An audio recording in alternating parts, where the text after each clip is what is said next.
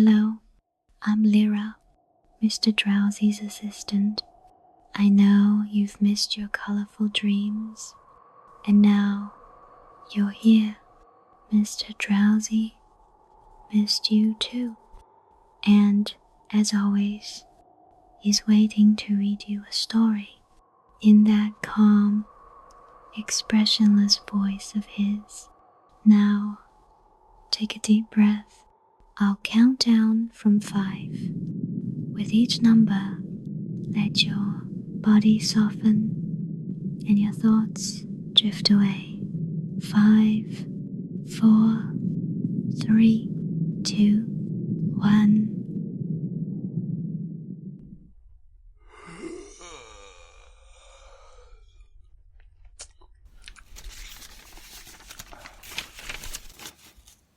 A Tale of Two Cities, a story of the French Revolution by Charles Dickens, Book the Second, The Golden Thread, Chapter 4, Congratulatory.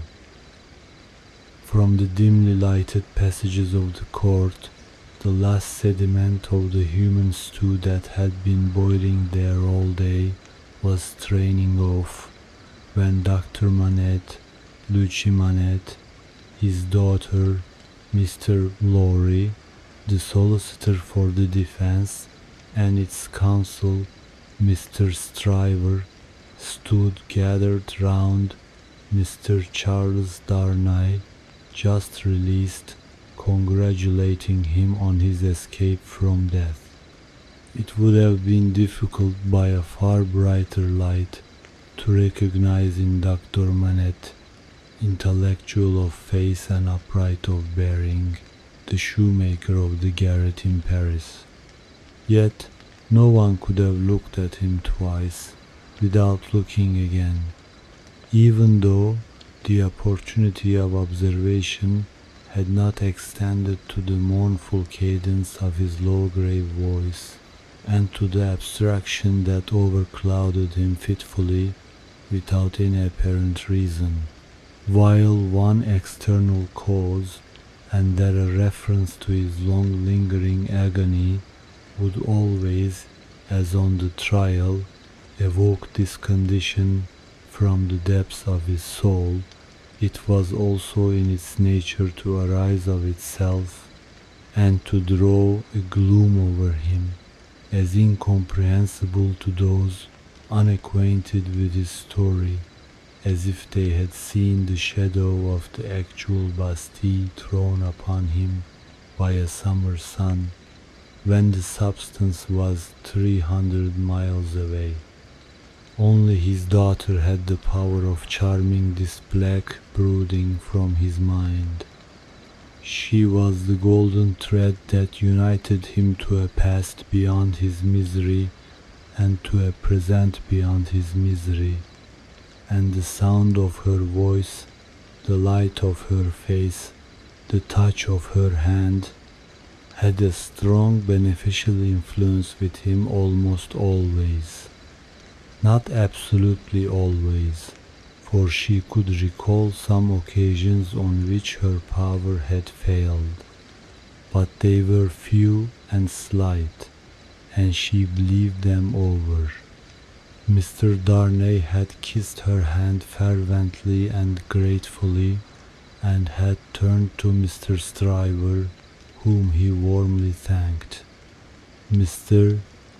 Stryver, a man of little more than 30, but looking 20 years older than he was, stout, loud, red, bluff, and free from any drawback of delicacy, had a pushing way of shouldering himself, morally and physically, into companies and conversations that argued well for his shouldering his way up in life. He still had his wig and gown on, and he said, squaring himself at his late client to that degree that he squeezed the innocent Mr. Lorry clean out of the group. I am glad to have brought you off with honor, Mr. Darnay. It was an infamous prosecution, grossly infamous, but not the less likely to succeed on that account. You have laid me under an obligation to you for life in two senses, said his late client, taking his hand. I have done my best for you, Mr. Darnay, and my best is as good as another man's, I believe.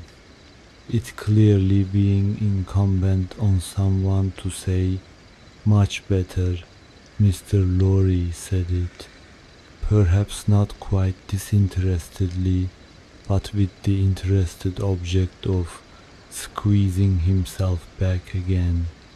You think so? Said Mr. Stryver. Well, you have been present all day, and you ought to know. You are a man of business too. And as such, quoth Mr. Lorry, whom the counsel learned in the law had now shouldered back into the group, just as he had previously shouldered him out of it. As such, I will appeal to Dr. Manette to break up this conference and order us all to our homes. Miss Lucy looks ill. Mr. Darnay has had a terrible day. We are worn out. Speak for yourself, Mr. Lorry, said Stryver. I have a night's work to do yet. Speak for yourself. I speak for myself, answered Mr. Lorry, and for Mr. Darnay, and for Miss Lucy. And Miss Lucy, do you not think I may speak for us all? He asked her the question pointedly, and with a glance at her father. His face had become frozen, as it were, in a very curious look at Darnay, an intent look, deepening into a frown of dislike and distrust, not even unmixed with fear. With this strange expression on him, his thoughts had wandered away. My father, said Lucy, softly laying her hand on his. He slowly shook the shadow off and turned to her. Shall we go home, my father? With a long breath, he answered yes. The friends of the acquitted prisoner had dispersed, under the impression which he himself had originated, that he would not be released that night. The lights were nearly all extinguished in the passages. The iron gates were being closed with a jar and a rattle, and the dismal place was deserted until tomorrow morning's interest of gallows, pillory, whipping post, and branding iron should repeople it. Walking between her father and Mr. Darnay, Lucy Manette passed into the open air. A hackney coach was called, and the father and daughter departed in it. Mr. Stryver had left them in the passages to shoulder his way back to the robing room. Another person, who had not joined the group or interchanged a word with any one of them, but who had been leaning against the wall where its shadow was darkest, had silently strolled out after the rest and had looked on until the coach drove away. He now stepped up to where Mr. Lorry and Mr. Darnay stood upon the pavement. So, Mr. Lorry, man of business, may speak to Mr. Darnay now. Nobody had made any acknowledgment of Mr. Carton's part in the day's proceedings. Nobody had known of it. He was unrobed, and was none the better for it in appearance. If you knew what a conflict goes on in the business mind When the business mind is divided between good-natured impulse and business appearances, you would be amused, Mr. Darnay. Mr. Lorry reddened and said warmly, "You have mentioned that before, sir. We men of business who serve a house are not our own masters. We have to think of the house more than ourselves."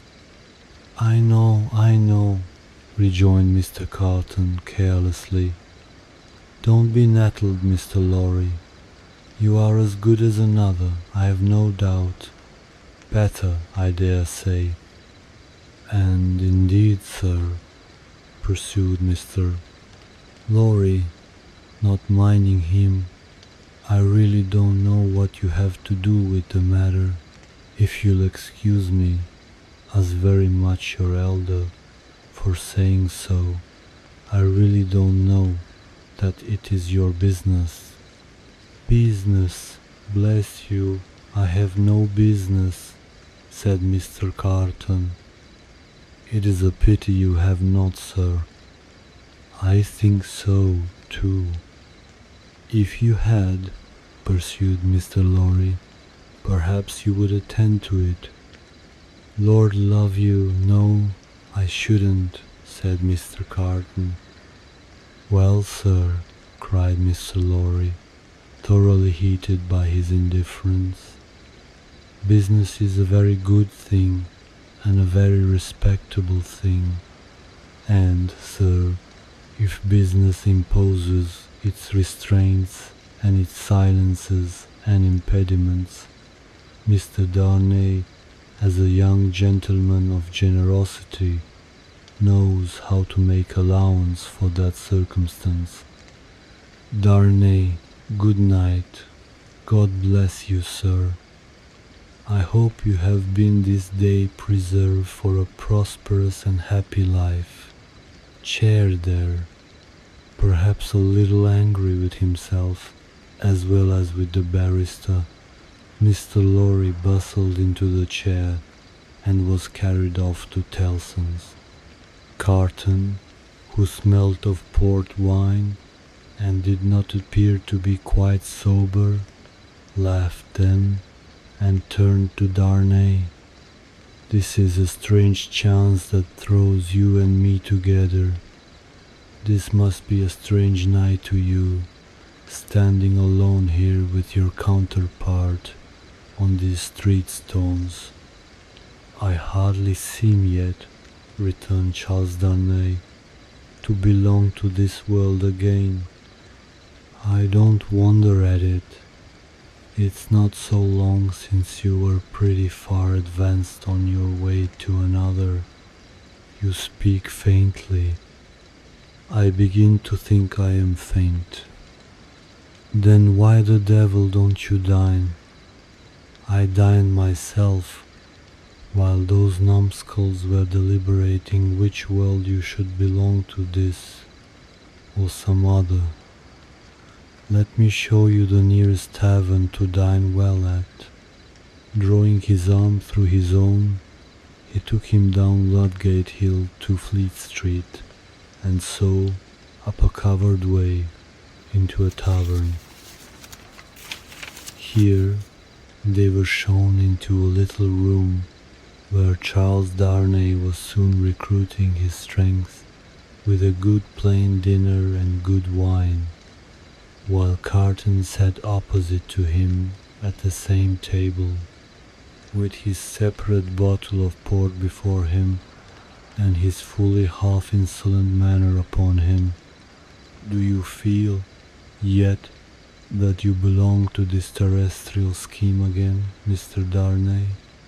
"I am frightfully confused regarding time and place, but I am so far mended as to feel that.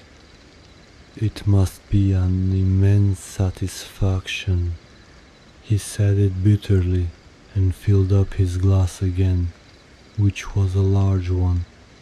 "As to me, the greatest desire I have is to forget that I belong to it. It has no good in it for me, except wine like this nor I for it. So we are not much alike in that particular. Indeed, I begin to think we are not much alike in any particular, you and I. Confused by the emotion of the day and feeling his being there with his double of course deportment to be like a dream, Charles Darnay was at a loss how to answer. Finally, answered not at all. Now your dinner is done, Cotton presently said.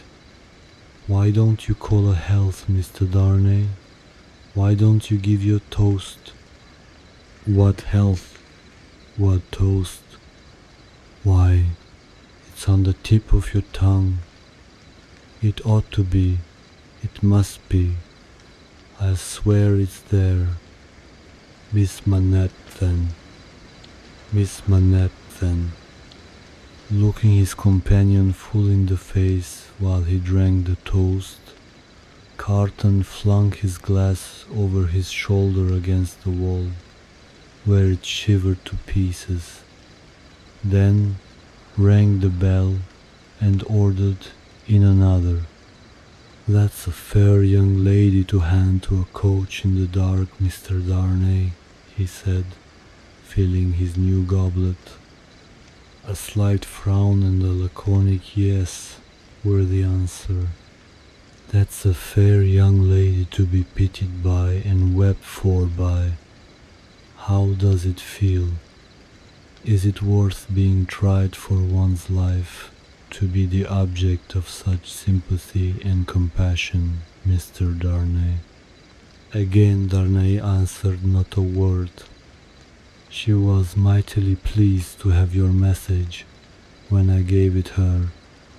Not that she showed she was pleased, but I suppose she was. The allusion served as a timely reminder to Darnay that this disagreeable companion had, of his own free will, assisted him in the strait of the day. He turned the dialogue to that point and thanked him for it. I neither want any thanks nor merit any, was the careless rejoinder. It was nothing to do in the first place, and I don't know why I did it in the second. Mr. Darnay, let me ask you a question, willingly, and a small return for your good offices. Do you think I particularly like you? Really, Mr. Carton, returned the other, oddly disconcerted. I have not asked myself the question, but ask yourself the question now. You have acted as if you do, but I don't think you do. I don't think I do, said Carton. I begin to have a very good opinion of your understanding. Nevertheless, pursued Darnay, rising to ring the bell, there is nothing in that, I hope, to prevent my calling the reckoning and our parting without ill blood on either side. Carton rejoining, nothing in life. Darnay rang. Do you call the whole reckoning? Said Carton, on his answering in the affirmative. Then bring me another pint of this same wine drawer, and come and wake me at 10. The bill being paid, Charles Darnay rose and wished him good night. Without returning the wish, Carton rose too, with something of a threat of defiance in his manner, and said, A last word, Mr. Darnay. You think I am drunk? I think you have been drinking, Mr. Carton. Think? You know I have been drinking. Since I must say so, I know it. then you shall likewise know why. I am a disappointed drudge, sir. I care for no man on earth, and no man on earth cares for me. Much to be regretted. You might have used your talents better. Maybe so, Mr. Darnay, maybe not. Don't let your sober face elate you, however. You don't know what it may come to. Good night. When he was left alone, this strange being took up a candle, went to a glass that hung against the wall, and surveyed himself minutely in it. "Do you particularly like the man?" he muttered at his own image. "Why should you particularly like a man who resembles you? There is nothing in you to like, you know that. Ah, confound you, what a change you have made in yourself. A good reason for taking to a man, that he shows you what you have fallen away from and what you might have been. Change places with him, and would you have been looked at by those blue eyes as he was, and commiserated by that agitated face as he was? Come on, and have it out in plain words. You hate the fellow." He resorted to his pint of wine for consolation, drank it all in a few minutes, and fell asleep on his arms, with his hair straggling over the table, and a long winding sheet in the candle dripping down upon him. Book the Second, The Golden Thread, Chapter 5, The Jackal. Those were drinking days, and most men drank hard. So very great is the improvement time has brought about in such habits, that a moderate statement of the quantity of wine and punch which one man would swallow in the course of a night, without any detriment to his reputation as a perfect gentleman, would seem, in these days, a ridiculous exaggeration.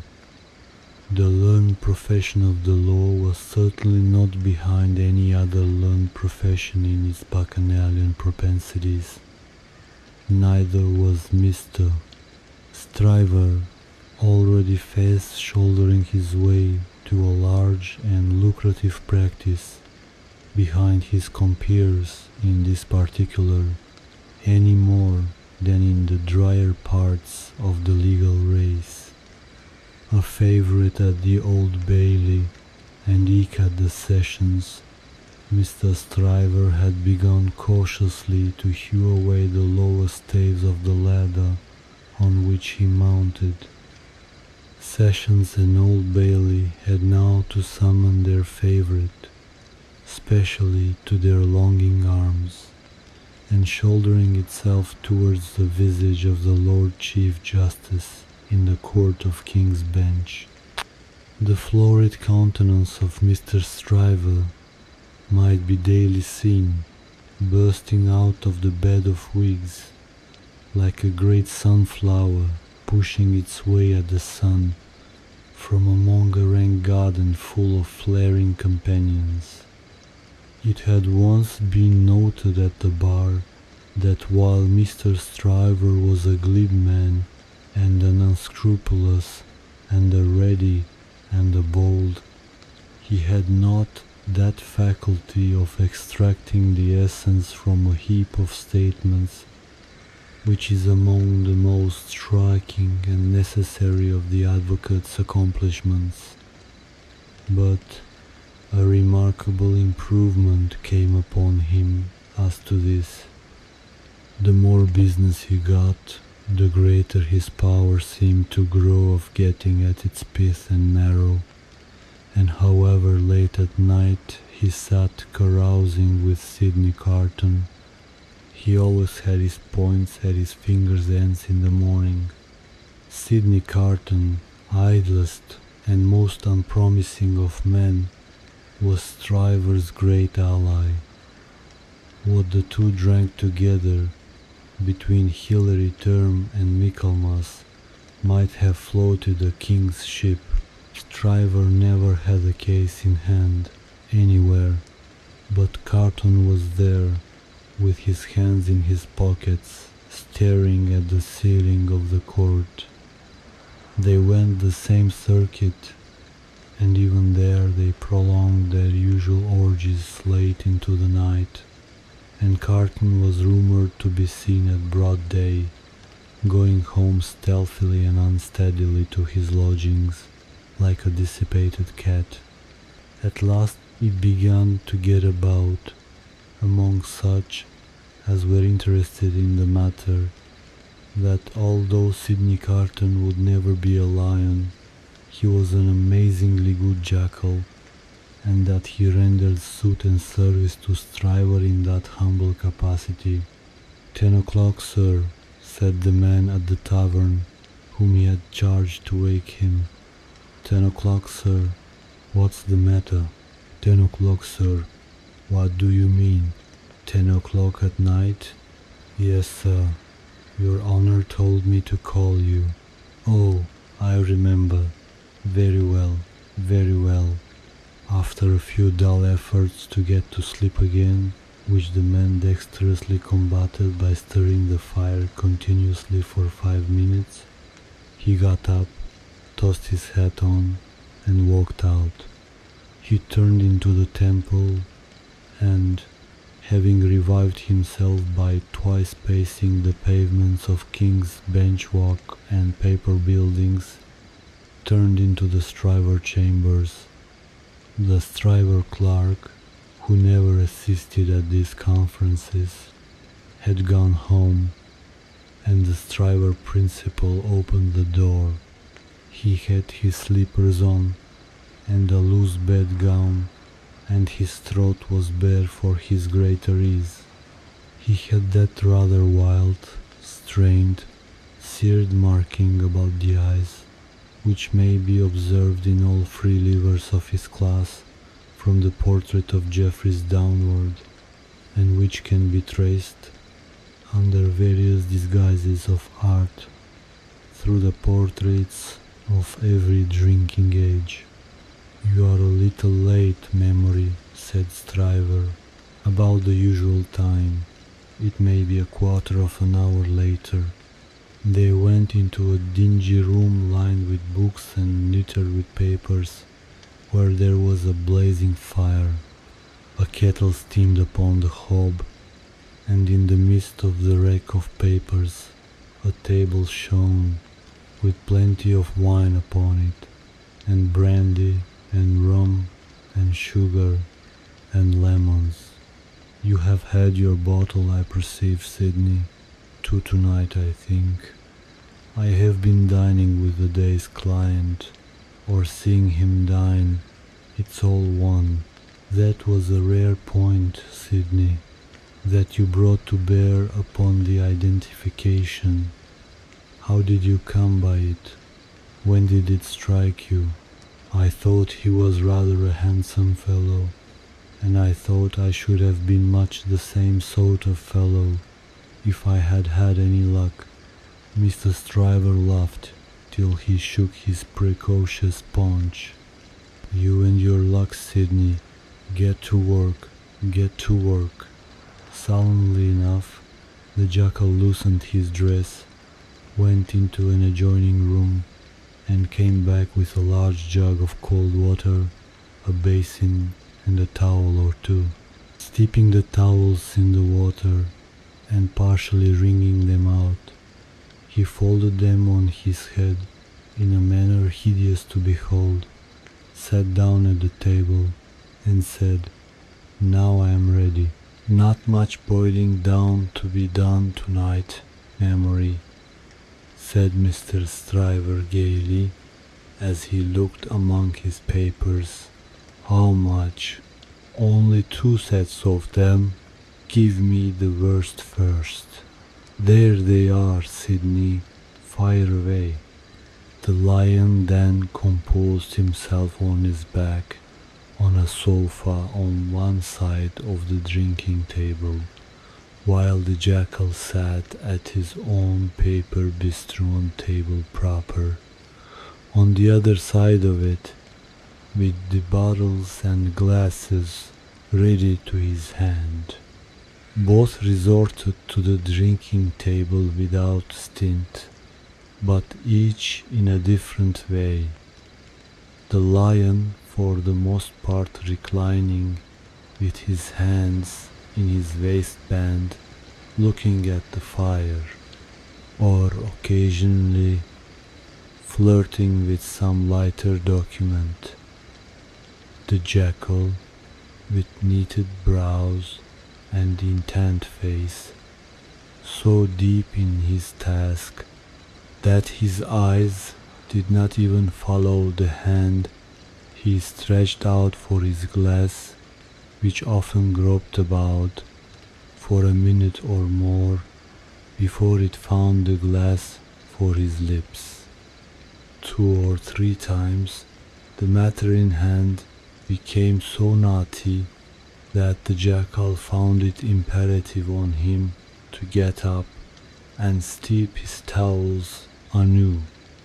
From these pilgrimages to the jug and basin he returned with such eccentricities of damp headgear as no words can describe, which were made the more ludicrous by his anxious gravity. At length the jackal had got together a compact repast for the lion and proceeded to offer it to him.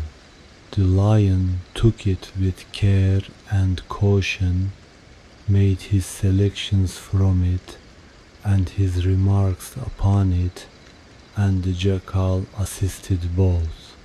When the repast was fully discussed, the lion put his hands in his waistband again and lay down to meditate.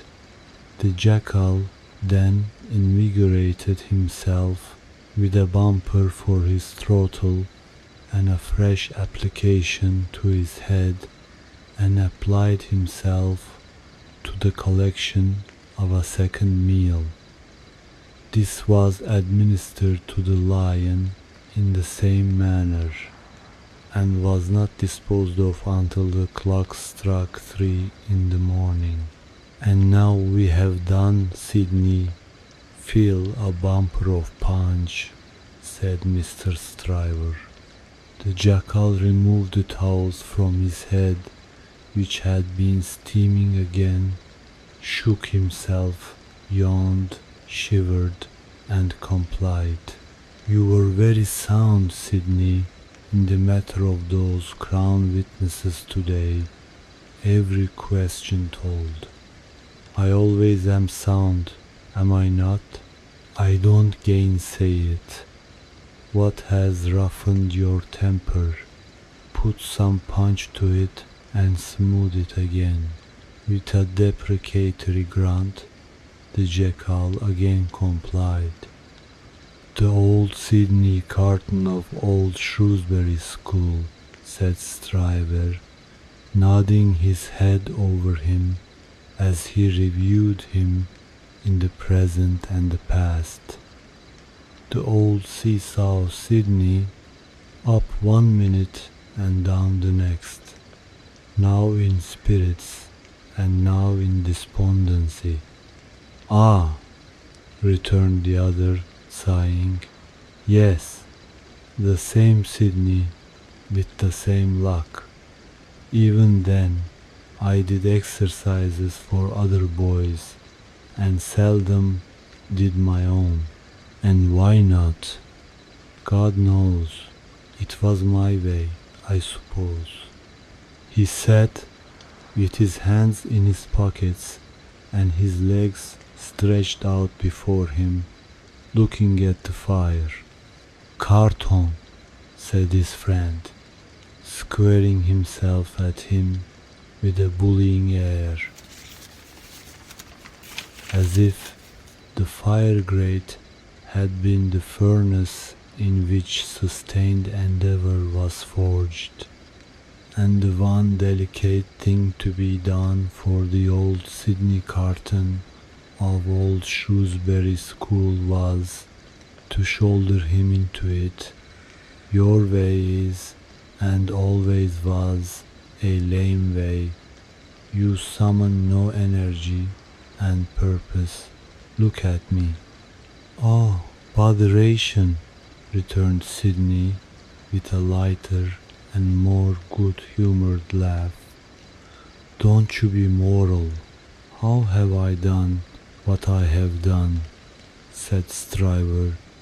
How do I do what I do? Partly through paying me to help you, I suppose.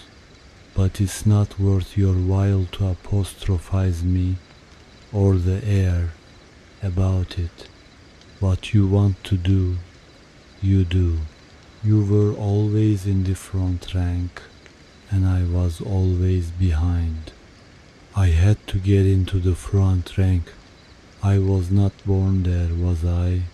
I was not present at the ceremony, but my opinion is you were, said Carton. At this he laughed again, and they both laughed. Before Shrewsbury, and at Shrewsbury, and ever since Shrewsbury, pursued Carton, you have fallen into your rank, and I have fallen into mine. Even when we were fellow students in the student quarter of Paris, picking up French and French law and other French crumbs that we didn't get much good of, you were always somewhere, and I was always nowhere. And whose fault was that? Upon my soul, I am not sure that it was not yours. You were always driving and shouldering and passing to that restless degree that I had no chance for my life but in rust and repose. It's a gloomy thing, however, to talk about one's own past. With the day breaking, turn me in some other direction before I go. Well then, pledge me to the pretty witness, said Stryver, holding up his glass. Are you turned in a pleasant direction? Apparently not, for he became gloomy again. Pretty witness, he muttered, looking down into his glass. I have had enough of witnesses today and tonight. Who's your pretty witness? The picturesque doctor's daughter, Miss Manette. She pretty? Is she not? No. Why? Man alive, she was the admiration of the whole court. Wrought the admiration of the whole court. Who made the Old Bailey a judge of beauty? She was a golden-haired doll. Do you know? Sydney, said Mr.